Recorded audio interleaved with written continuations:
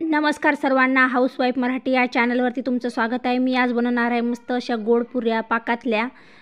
खूप सारे लेयर सुटलेल्या, तर मी पाकातल्या पुऱ्या बनवण्यासाठी मी 1 वाटी साखर घेतली, 1 वाटी पाणी घ्यायचं आणि चाचणी तयार करायला ठेवली। थोडंसं दूध टाकायचं, साखरेमधला घाण कचरा असतो तो निघून जातो दूध टाकल्याने। तर मी चाचणी तयार करायला ठेवली आहे गॅसवरती। तर याच्यामध्ये साखरेचा मधला कचरा असतो तो वरती येतो, तर हे बघा असा काढून घ्यायचा।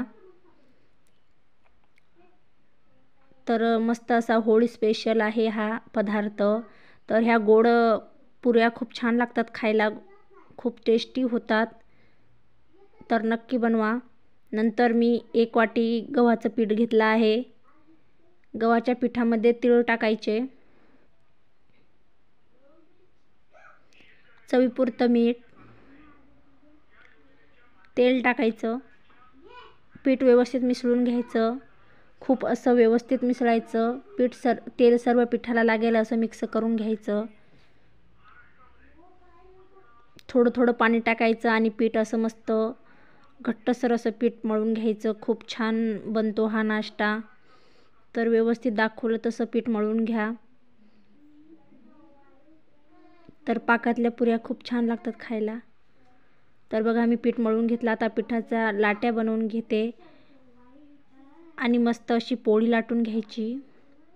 नंतर स्टफिंग तयार करून घेते। मी गव्हाचं पीठ घेतलं आहे, त्याच्यामध्ये तेल टाकायचं आणि मिश्रण तयार करून घ्यायचं।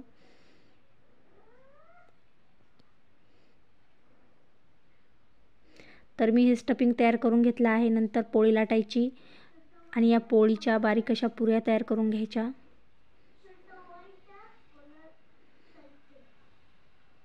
तर पुऱ्या अशा लाटून घ्यायच्या, नंतर छोट्या छोट्या पुऱ्या तयार करून घ्यायच्या।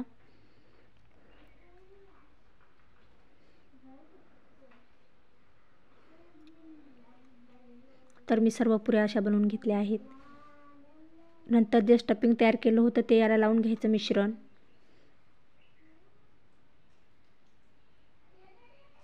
नंतर चाकूने बारीक बारीक असं कापायचं आणि लच्छ्या पुऱ्या तयार करून घ्यायच्या। तर चाकूने छोटे छोटे आकाराचे असे लेयर पाडून घ्यायचे। तर खूप छान बनतात ह्या पाकातल्या पुऱ्या। तर अशा दुमडून घ्यायच्या आणि मस्त पुऱ्या छोट्या छोट्या अशा लेयर पुऱ्या बनतात।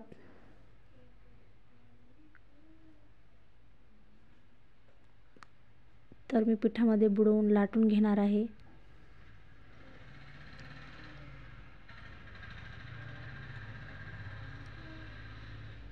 तर सर्व पुऱ्या मी अशाच लाटून घेतल्या।